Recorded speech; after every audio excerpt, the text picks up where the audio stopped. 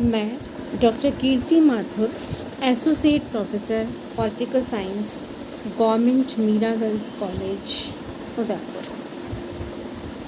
आज हमारे अध्ययन का विषय है संयुक्त राज्य अमेरिका के संविधान में कांग्रेस।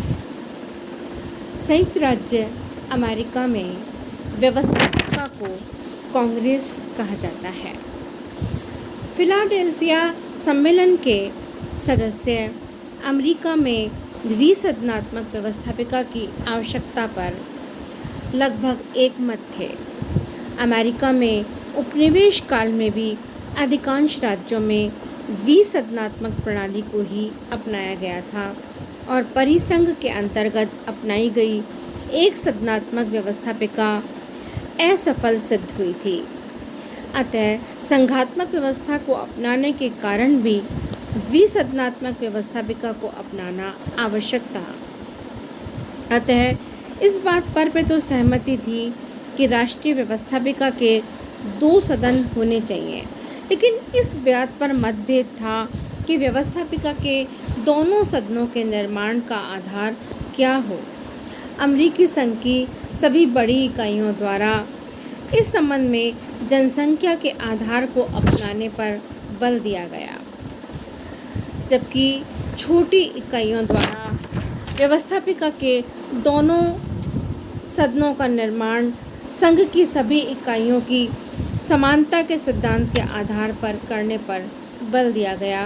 अंत में संघ की बड़ी इकाइयों और छोटी इकाइयों के बीच एक समझौता संपन्न हुआ और जिसके द्वारा यह निश्चित किया गया कि राष्ट्रीय व्यवस्थापिका अर्थात कांग्रेस के निम्न सदन प्रतिनिधि सभा का निर्माण जनसंख्या के आधार पर हो और उच्च सदन सीनेट के निर्माण में इकाइयों की समानता के सिद्धांत को अपनाया जाए, अर्थात छोटी बड़ी सभी इकाइयों को इसमें समान प्रतिनिधित्व प्राप्त हो।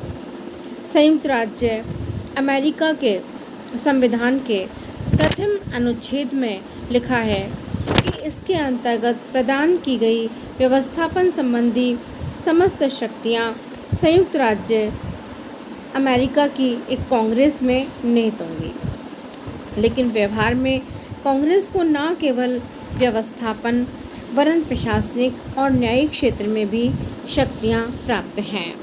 जैसे कांग्रेस को सबसे पहले कानून निर्माण की शक्ति प्राप्त है।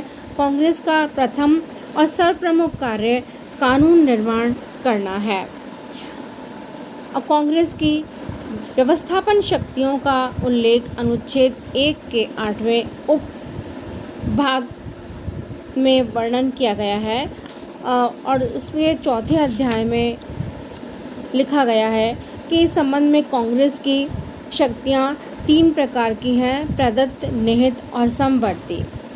प्रदत्त शक्तियों के अंतर्गत कांग्रेस को कर लगाने, एकत्रित करने, ऋण चुकाने की व्यवस्था, देश की रक्षा, मुद्रा, डाक तार इत्यादि का प्रबंध करने की शक्ति प्राप्त है।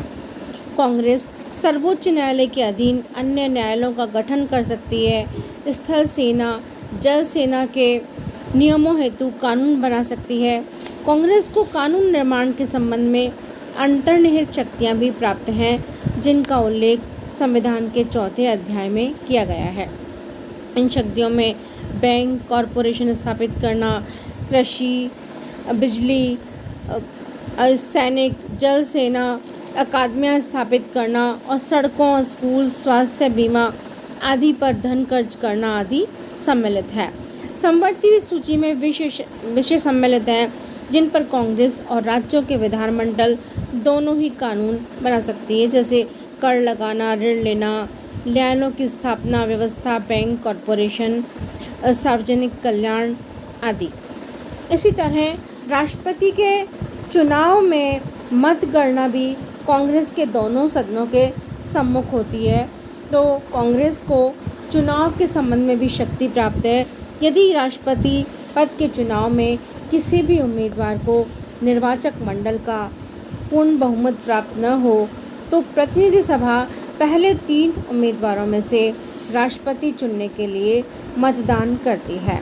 इस प्रकार यदि उपराष्ट्रपति पद के लिए किसी भी उम्मीदवार को स्पष्ट बहुमत प्राप्त न हो तो सीनेट प्रथम 2 उम्मीदवारों में से उपराष्ट्रपति चुनती है।